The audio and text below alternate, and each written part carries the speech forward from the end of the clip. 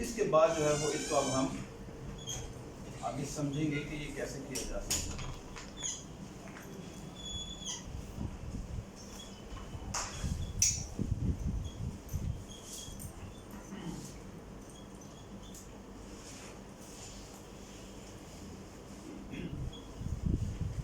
आगे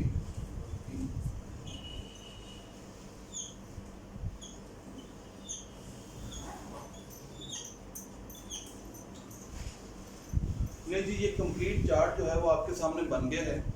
इस चार्ट के ज़रिए पैसिव वॉइस को समझना बिल्कुल भी डिफ़िकल्ट नहीं रहेगा।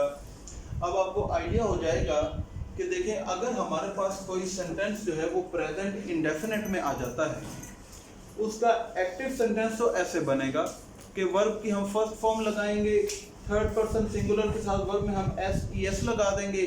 अगर हमारे पास नेगेटिव है डू डज लगा देंगे, इंट्रोगेटिव है तो डू डज आ जाएगा। और हमने अगर इसी सेंटेंस का पैसिव बनाना है प्रेजेंट इंडेफिनिट का, तो फिर हमने क्या करना है कि उसके अंदर हमने कौन सा हेल्पिंग वर्ब और वर्ब की कौन सी फॉर्म यूज करनी होती है, इज, आर, एम, और साथ में वर्ब की जो है वो थर्ड फॉर्म आ जाती है। अगर आप अपने यहाँ पे चूंकि जगह नहीं है, एग्जाम्पल के तौर पर एक आप सेंटेंस लिखना चाहें तो वो लिख लें ताकि आपको आइडिया हो जाए कि प्रेजेंट इंडेफिनिट जो है उसको कैसे हम कन्वर्ट कर सकते हैं। बहुत ही बेसिक जो हम कल के लेक्चर में भी हमने जो डिस्कस किया था, कल मैंने आपको बताया था कि किस तरह जो पैसिव सेंटेंसेस होते हैं उसके अंदर जो एक्टिव सेंटेंस का हमारा ऑब्जेक्ट होता है उसकी जगह कैसे चेंज होती है। याद है ना कि सब्जेक्ट हमारा एक्टिव सेंटेंस का चला जाता है ऑब्जेक्ट की जगह पर, और ऑब्जेक्ट जो है वो हमारा पैसिव का जो है वो पहले आ जाता है पैसिव के अंदर। अब देखिए वही एग्जांपल रिपीट करते हैं। फॉर एग्जांपल मैं आपको कहता हूं आई रीड बुक्स, ये सेंटेंस है आपके पास। अब हमने इसमें जब आपको पेपर के अंदर आएंगी ऑप्शंस, एक सेंटेंस लिखा हुआ है, उस सेंटेंस की वर्ब फॉर्म देख के आपको पता चल जाएगा कि ये कौन सा टेंस है। अभी अगर यही एग्जांपल आपके सामने आ जाए तो आपको पता चल जाएगा कि इसमें वर्ब की कौन सी फॉर्म यूज हुई है, फर्स्ट फॉर्म यूज हुई है। तो इसका मतलब है ये कौन सा टेंस है, प्रेजेंट इंडेफिनिट। और अगर नीचे चार ऑप्शन दी हों और पूछा जाए कि कौन सी ऑप्शन जो है वो करेक्ट है पैसिव वॉइस, तो क्या इसकी ऑप्शन करेक्ट बनेगी, जरा जल्दी से मुझे लिख दें। बुक्स आर रेड बाय मी। यहाँ पर जो है वो आर क्यों आया है, क्योंकि हमारा जो ऑब्जेक्ट जो है जब वो सब्जेक्ट बनता है तो वो फिर हमारा जो आगे हेल्पिंग वर्ब है वो अकॉर्डिंग टू द सब्जेक्ट आना चाहिए। तो अब यहाँ पर हमारा बुक्स चूंकि प्लूरल है तो इसलिए आगे हमने अपना हेल्पिंग वर्ब भी प्लूरल लगाना है। इसी तरह अब आगे अगर आप आ जाएं इंडेफिनिट में, पास्ट इंडेफिनिट के अंदर अगर हमने उसका एक्टिव सेंटेंस बनाना है तो वर्ब की कौन सी फॉर्म यूज होती है, सेकंड फॉर्म यूज होती है। और अगर इसी को आपने कन्वर्ट करना है पैसिव के अंदर तो फिर आप क्या करेंगे कि आप या वाज लगाएंगे या वर लगाएंगे अकॉर्डिंग टू द सब्जेक्ट, और साथ में आपकी जो है वो वर्ब की कौन सी फॉर्म आ जाएगी, थर्ड फॉर्म आ जाएगी। तो ये अगर आपके पास कोई सेंटेंस लिखा हो, आई eight an apple, I eight an apple. अब ये सेंटेंस आ गया आपके पास, इसमें हमने देखना, पहले देखेंगे कि वर्ब की कौन सी फॉर्म है, फौरन हमें पता चल जाएगा कि इसके अंदर तो वर्ब की सेकंड फॉर्म यूज हुई। तो उन ऑप्शंस में से हमने देखना है कि फिर उनके अकॉर्डिंग यहाँ पर हमारा हेल्पिंग वर्ब कौन सा आना चाहिए, या वाज आएगा या वर आएगा, और साथ में वर्ब की जो है वो थर्ड फॉर्म आएगी। तो अगर इसको हम कन्वर्ट करें पैसिव के अंदर तो ये कैसे कन्वर्ट होगा, शाबाश, एन एप्पल। तो अब एप्पल चूंकि सिंगुलर है तो इसलिए फिर उसके साथ जो है वो वाज आ गया। तो एन एप्पल वाज, अब ईट की जो थर्ड फॉर्म है वो ईटन, तो बाय, और आगे आपको आए अब पता चल गया कि मी में हमने क्यों कन्वर्ट किया है, क्योंकि वो ऑब्जेक्टिव साइड पे चला गया है। इसी तरह इंडेफिनिट में अगर आप फ्यूचर में आ जाएं तो फ्यूचर इंडेफिनिट में जो एक्टिव सेंटेंस है उसको हमने क्या करना है, उसमें हम विल, शैल और साथ में वर्ब की कौन सी फॉर्म यूज करते हैं, फर्स्ट फॉर्म यूज करते हैं। अगर इस सेंटेंस को आपने कन्वर्ट करना होगा पैसिव के अंदर तो आप क्या करेंगे कि विल, शैल और साथ में एक वर्ड का इजाफा करेंगे बी, और उसके बाद जो है वो आप वर्ब की थर्ड फॉर्म यूज करेंगे। Quite simple. Indefinite tenses passive के अंदर कैसे चेंज होते हैं, इसमें अभी तक आपको कोई मुश्किल नजर आ रही है? अभी हम इसकी एक्सरसाइज करेंगे, उसमें आपको बताऊंगा कि जो इंट्रोगेटिव सेंटेंस है वो कैसे चेंज होते हैं। अब इंट्रोगेटिव आपको पता है कि दो तरह से बनते हैं। कौन कौन से तरीके होते हैं? एक तो इंट्रोगेटिव होता है जो किसी हेल्पिंग वर्ब से स्टार्ट होता है, इज आरएम से, डू डज से। एक इंट्रोगेटिव होता है, जो इंट्रोगेटिव जो वर्ड्स हैं, जो WH वर्ड्स हैं, who, when, why, where, what, अगर उनसे स्टार्ट हो जाए तो फिर क्या करेंगे, कब कोई चेंज आएगी और कब कोई चेंज नहीं आएगी। अच्छा, आगे आ जाए कंटिन्यूस टेंस में। कंटिन्यूस टेंस के अंदर देखें कि अगर हमारे पास प्रेजेंट कंटिन्यूस है तो उसका एक्टिव सेंटेंस कैसे बना होगा कि इज आरएम यूज हुआ होगा और साथ में वर्ब की कौन सी फॉर्म, जो हम ऐसे कहते हैं पार्टिसिपल आईएनजी वाली फॉर्म जो है वो इस्तेमाल हुई होगी। अगर इसी टेंस को आपने कन्वर्ट करना होगा पैसिव के अंदर तो फिर बहुत आसान है, आप क्या करेंगे, इज आरएम लगाएंगे, साथ में आप ऐड करेंगे बीइंग, ठीक है, और साथ में आप जो है वो वर्ब की थर्ड फॉर्म यूज कर लेते हैं। अगर आप पास्ट में चले जाएंगे तो पास्ट में एक्टिव में क्या होगा कि वाज, वर और साथ में वर्ब की फॉर्म लगी होगी आईएनजी। इसको जब आप पैसिव के अंदर कन्वर्ट करेंगे तो फिर क्या होगा कि वाज, वर और साथ में आप बीइंग लगा देंगे और साथ में वर्ब की थर्ड फॉर्म लगा देंगे। इसी तरह अगर आप फ्यूचर में आ जाएंगे तो फ्यूचर में एक्टिव होगा विल, शैल और साथ में बी होगा और साथ में आईएनजी वाली फॉर्म होगी। इसको जब आपने कन्वर्ट करना है पैसिव में तो क्या होगा, विल, शैल, आगे बी और आगे बी। अब ये जो टेंस है ये कोई इतना फ्रीक्वेंटली यूज नहीं होता है। जो फ्यूचर कंटिन्यूस का पैसिव है ये इतना फ्रीक्वेंटली नहीं बनाया जाता। तो कुछ किताबों में आपके पास ये लिखा होगा कि जनाब इसका पैसिव बनता ही नहीं है, और कुछ बुक्स जो है वो आपको कहेंगे कि इसका पैसिव आप ऐसे बना सकते हैं। तो अगर आप कभी ये पढ़ें कि इसका पैसिव कैसे बनना है तो आपको कम से कम आइडिया हो कि फ्यूचर कंटिन्यूस का जो पैसिव बन सकता है उसकी पॉसिबिलिटी ये है, ठीक है जी, बिल्कुल। अब देखें, अब गौर करें कि कंटिन्यूस के अंदर जो एक्टिव सेंटेंसेस हैं उन सब में आईएनजी वाली फॉर्म आ रही है, और जब इन कंटिन्यूस टेंस कोई भी हो जब उसको हम कन्वर्ट करते हैं इनटू पैसिव तो उसके अंदर देखें सब के अंदर जो बीइंग का वर्ड है वो आ रहा है। तो ये आपको अब ज़हन में रख लें कि अगर कोई कंटिन्यूस टेंस आ जाएगा तो उसके अंदर मैंने असल में कौन सा इजाफा करना होता है, बीइंग का। अगर यहाँ पर इज आरएम है उसी तरह इज आरएम नीचे आ गया, पैसिव में बीइंग आया और आगे वर्ब की थर्ड फॉर्म, क्योंकि पैसिव में आनी थर्ड फॉर्म है। वाज वर है तो आगे बीइंग आ जाएगा और वर्ब की जो है वो थर्ड फॉर्म आ जाएगी। अगर विल शैल बी है तो विल शैल बी और आगे बीइंग आ जाएगा और वर्ब की थर्ड फॉर्म है। तो कंटिन्यूस टेंस का एक्टिव पैसिव ज़हन में रखना बहुत सिंपल है। सिर्फ आपने ये याद रखना कि पैसिव बनाते वक्त मैंने बीइंग लगाना है और वर्ब की थर्ड फॉर्म तो आनी है, वो तो आप भूल जाएं, पैसिव के अंदर लिखनी है हमने वर्ब की थर्ड फॉर्म। तो कंटिन्यूस टेंस को कैसे हम कन्वर्ट कर सकते हैं इनटू पैसिव।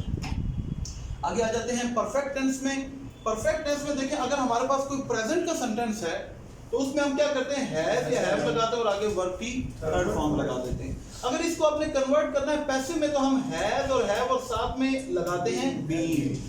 कंटीन्यूअस टेंस में क्या आएगा, बीइंग, और परफेक्ट टेंस में क्या आ जाता है, बीइंग आ जाता है और आगे वर्ब की जो है वो थर्ड फॉर्म। तो जो फॉर्म यहाँ पर लगी होगी वही वैसी की वैसी इधर भी आ जाएगी, उसके अंदर कोई चेंज नहीं आएगी।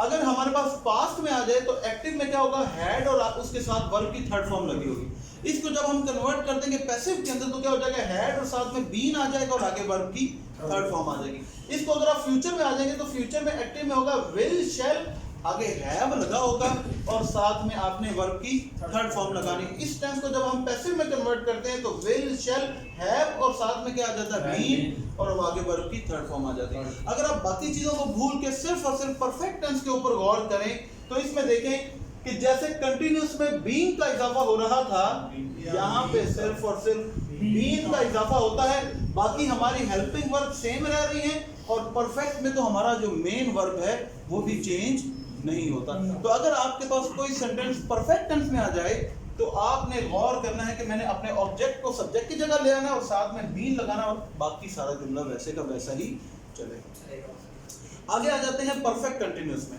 परफेक्ट कंटिन्यूअस जो है प्रेजेंट में हम क्या करते हैं, हैज, हैव, बीन और आगे पार्टिसिपल आईएनजी वाली फॉर्म लगाते हैं और साथ में हम सिंस फॉर लगाते हैं। ये पॉइंट ऑफ टाइम और टोटल ड्यूरेशन के लिए लगाया जाता है। इसका पैसिव नहीं बन सकेगा। आगे आ जाए पास्ट में had, been, ING, since for, इसका पैसिव नहीं बन सकता। Will shall have been ING वाली फॉर्म और आगे सिंस फॉर, इसका पैसिव नहीं बन सकता। बस जो चल रहे हैं वो, क्योंकि ये बात जो है वो आप कंटिन्यूअस में कह सकते हैं ना, ये बात आप कंटिन्यूअस के अंदर जो कह रहे हैं आईएनजी वाली फॉर्म वगैरह के साथ उसको कन्वर्ट कर देते हैं थर्ड फॉर्म के अंदर। परफेक्ट वाली जो सारी फॉर्म में वो लग गई होगी जी, मिस्टेक होती कोई अच्छा जी बेटा, ये अब मैं आपको देखिए कितनी एग्जांपल्स करवाने लगा हूँ। अब मैं आपको सेंटेंसेस लिखवाऊंगा, आपने बताना है कि ये कौन सा टेंस है और इसको कैसे कन्वर्ट करना है। ये चार्ट आपके सामने आपने नोट भी कर लिया होगा।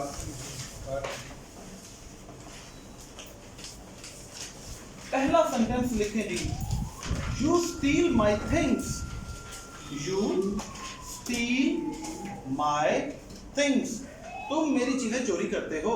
अब इसमें करने वाला कौन है, डोर कौन है, यू, और एक्शन किस पर हो रहा है, थिंग्स पर। अब पहले तो आप देखें कि ये कौन सा टेंस है। इसमें वर्ब की कौन सी फॉर्म यूज हुई है, फर्स्ट फॉर्म यूज हुई है ना। तो इसको जब हम कन्वर्ट करेंगे इनटू पैसिव तो ये क्या हो जाएगा,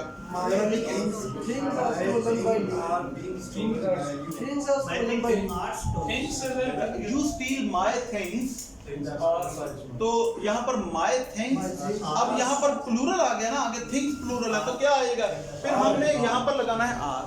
तो स्टील है तो स्टील की थर्ड फॉर्म क्या होगी, स्टोलन। तो आगे यू है तो यू की ऑब्जेक्टिव फॉर्म क्या होती है, कल हमने पढ़ा था ना, तो यू। तो my things are stolen by you. चले एक और सेंटेंस लिखिए, आई सिंग a song, I Singh a song. इसमें देखें वर्ब की कौन सी फॉर्म, फर्स्ट फॉर्म है। तो ये फिर प्रेजेंट इंडेफिनिट हुआ ना। तो इसको जब हमने कन्वर्ट करना इनटू पैसिव तो क्या लगेगा,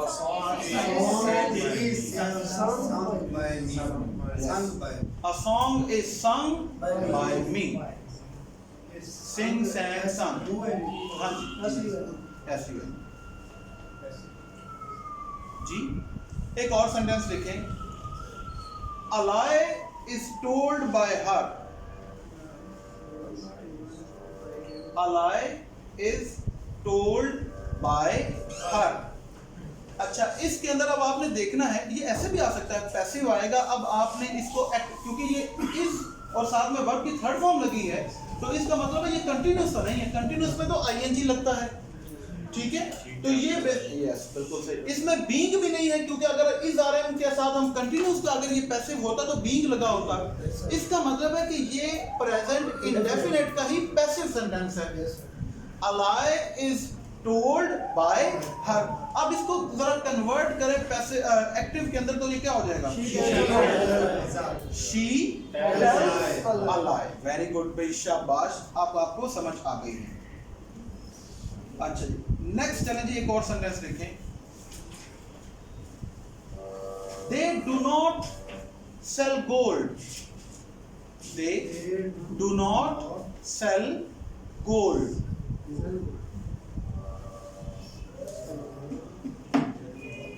they do not sell gold। अब मैं आपको ये बात बताने लगा हूं कि देखें अगर हमारे पास जुमले के अंदर ऐसे हेल्पिंग वर्ब आ जाएं जैसे डू या डस है। अब ये देखें कि इसके अंदर बेसिकली हमने जो हेल्पिंग वर्ब लगाने हैं वो कौन से हैं, इज आर। हमने डू या डस नहीं लगाना। तो अगर किसी जुमले के अंदर एक्टिव में डू या डस लगा होगा उसको हमने कन्वर्ट करना है इनटू दीज हेल्पिंग वर्ब्स। तो ये सेंटेंस क्या है,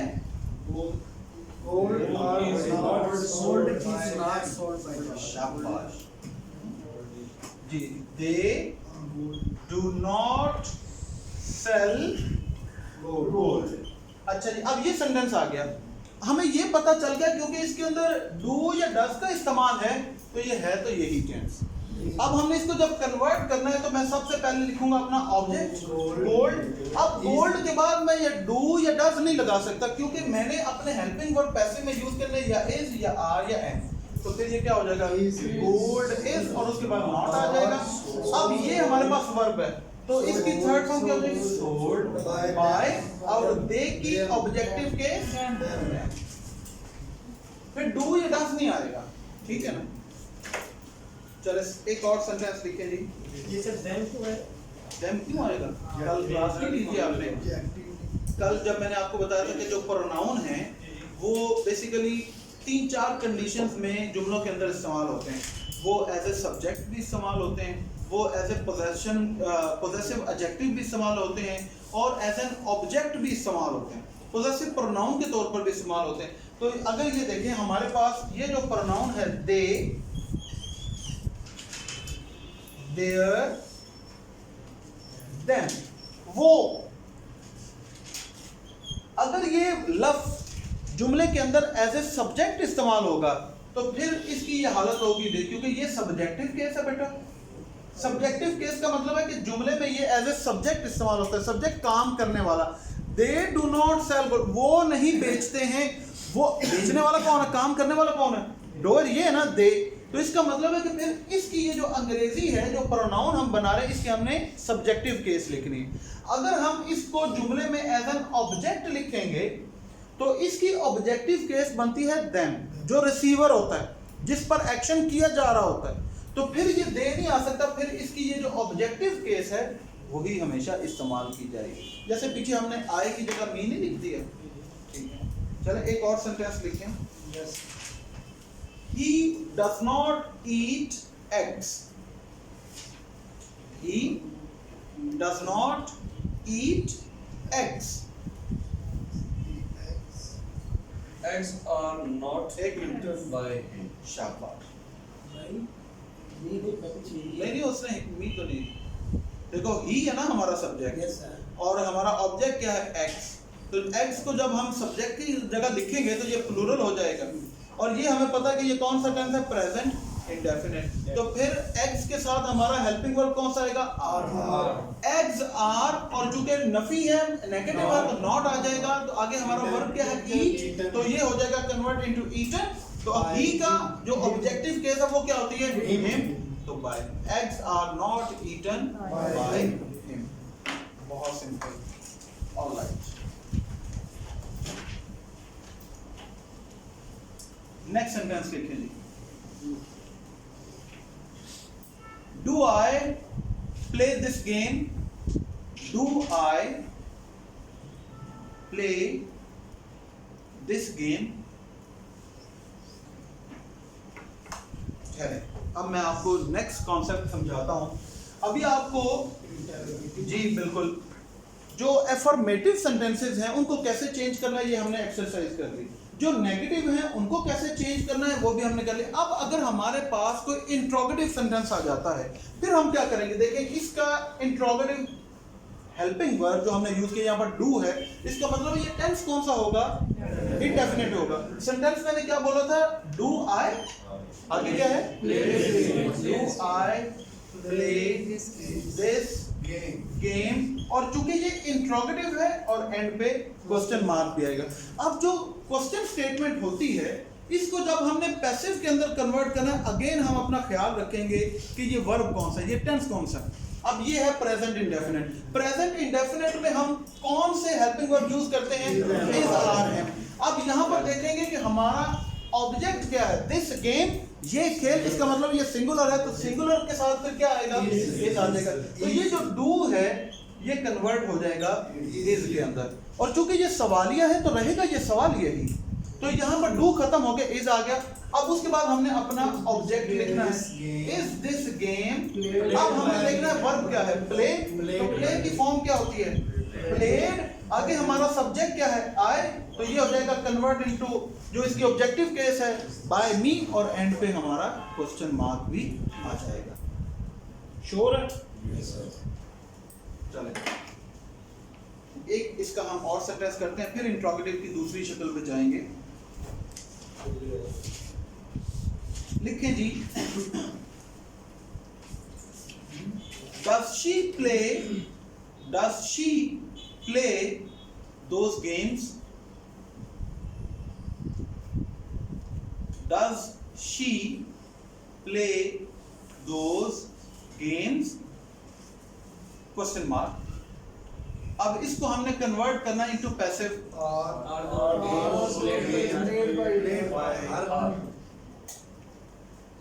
यहाँ पर आर क्यों आया है, तो डस की जगह फिर हम, चूंकि हमारा ऑब्जेक्ट जो गेम्स है वो प्लूरल है, तो फिर हम यहाँ पर इस तो नहीं लगा सकते, एन तो नहीं, हम आर लगाएंगे। तो are those games played by, तो शी की ऑब्जेक्टिव केस क्या होती है, हर, तो फिर यहाँ पर हर आ जाएगा, are those games played bye.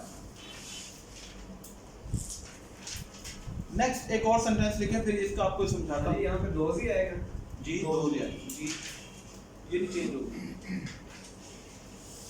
Who teaches you English? Who teaches you English?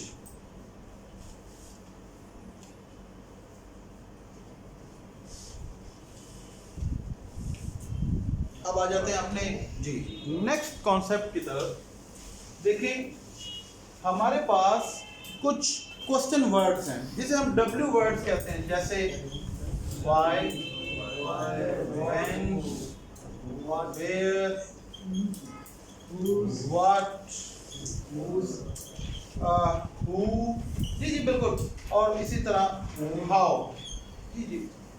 ये वर्ड्स हैं जो कहलाते हैं इंट्रोगेटिव, क्योंकि ये सवाल क्रिएट करते हैं। अगर कोई इंट्रोगेटिव सेंटेंस जो है ऐसे लफ्जों से शुरू हो जाए तो देखो हेल्पिंग वर्ब तो हमने डू या डज चेंज कर लिया ना, इसी तरह पास्ट में हम डिड भी चेंज कर लेंगे, हैव में भी अगर चेंज होता हो तो वो भी हम करेंगे अकॉर्डिंग जो हमारा उस टेंस के मुताबिक रूल होगा। लेकिन अगर किसी भी जुमले में ये क्वेश्चन वर्ड आ जाएं तो ये चेंज नहीं होते मां सिवाय हु के। ये जहां पर, क्योंकि ये जुमले में सबसे पहले लिखे जाते हैं, ये पहले ही लिखे जाएंगे और हु बहू वैसे ही लिखे जाएंगे। सिर्फ ये हु जो है ये कन्वर्ट हो जाता है बाय whom के अंदर। अच्छा अब मुझे बताएं हमारा सेंटेंस क्या था? Who teaches you English? अब देखिए ये क्वेश्चन स्टेटमेंट है। जब हमने देखना है कि अपना वर्ब कौन सा है भाई। वर्ब है जो थर्ड पर्सन सिंगुलर के साथ, वर्ब के साथ एस या ई एस है, इसका मतलब है कि ये प्रेजेंट इंडेफिनिट टेंस है।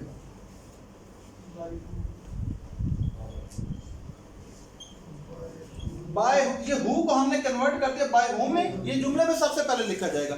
अब इसके अंदर देखें कि हमारा सब्जेक्ट क्या है, जो इसको हमने जो है वो ऑब्जेक्ट जो है जिसको हमने सब्जेक्ट की जगह लेकर आना है, तो ये यू है। तो यू के साथ कौन सा हेल्पिंग वर्ब इस्तेमाल होता है? आर। तो बाय होम, तो उसके फौरन बाद आ जाएगा हमारा हेल्पिंग वर्ब आर। उसके बाद ये जो हमारा ऑब्जेक्ट है इसे हम यहाँ पर लिखेंगे बाय होम आर यू। उसके बाद हम देखेंगे हमारा वर्ब क्या है? टीच। तो टीच की थर्ड फॉर्म क्या होगी? Taught. By whom are you taught. और फिर इंग्लिश जो है ये हमारा सर आपने बाय क्यों लगाया? क्योंकि ये हु बेटा कन्वर्ट ही इसके अंदर होता है बाय होम में। ये किसने? हाँ बाय होम ये इसी के अंदर कन्वर्ट होता है, बाकी ये नहीं कन्वर्ट होते। जैसे देखें अगर मैं कहूं why do you read books, अब ये जुमला आ गया। अब इसको जब हमने कन्वर्ट करना है इनटू पैसिव में, तो ये वर्ड जो है why, ये ऐसे का ऐसे ही एक मिनट ये why तो उसी जगह पर आ गया, ये चेंज नहीं होगा। अब इसके बाद हमने अपना हेल्पिंग वर्ब लगाना है अकॉर्डिंग टू ये जो हम जुमले के अंदर हमने ऑब्जेक्ट लिखा है। और अब यहाँ पर ये क्या है? बुक्स हमारा प्लूरल है, तो प्लूरल के साथ कौन सा वर्ब आएगा? आर आ जाएगा।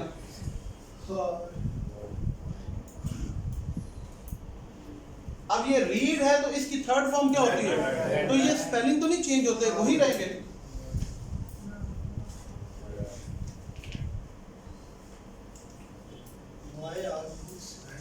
हाँ बिल्कुल ये ऐसे ही, क्योंकि इसके फौरन बाद जो है वो हमारा आएगा हेल्पिंग वर्ब, उसके बाद हमारा ऑब्जेक्ट आएगा और फिर एंड पे जो है वो हम अपना सब्जेक्ट लिखेंगे।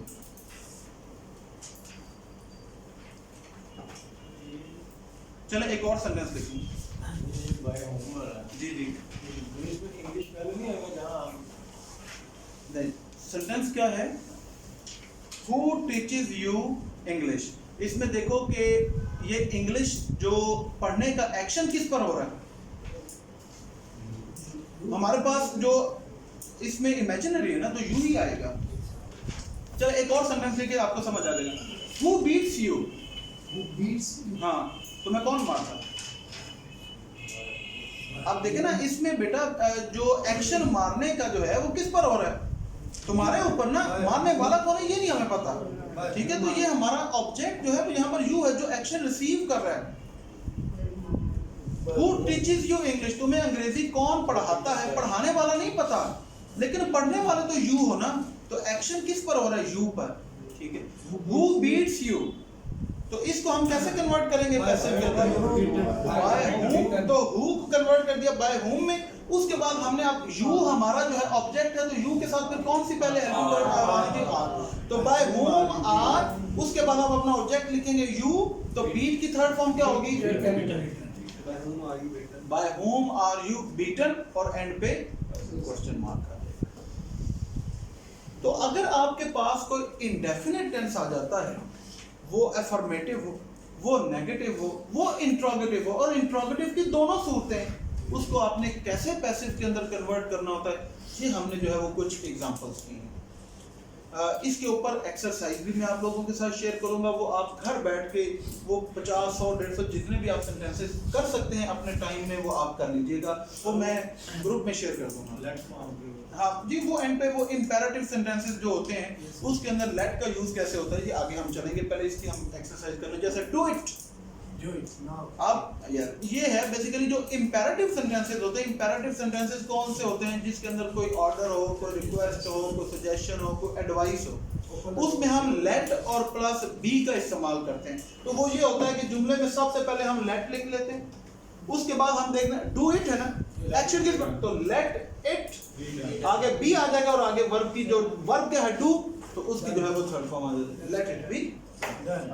Open the door, let the door be open. तो ये बहुत ही आसान है इंपेरेटिव सेंटेंसेस को कैसे कन्वर्ट करना है। ऑलराइट, चले जी, यहाँ तक आपको क्लियर हो गया? इसको स्टॉप करते हैं, फिर आगे हमने अपनी एक्सरसाइज करनी है। ये इसको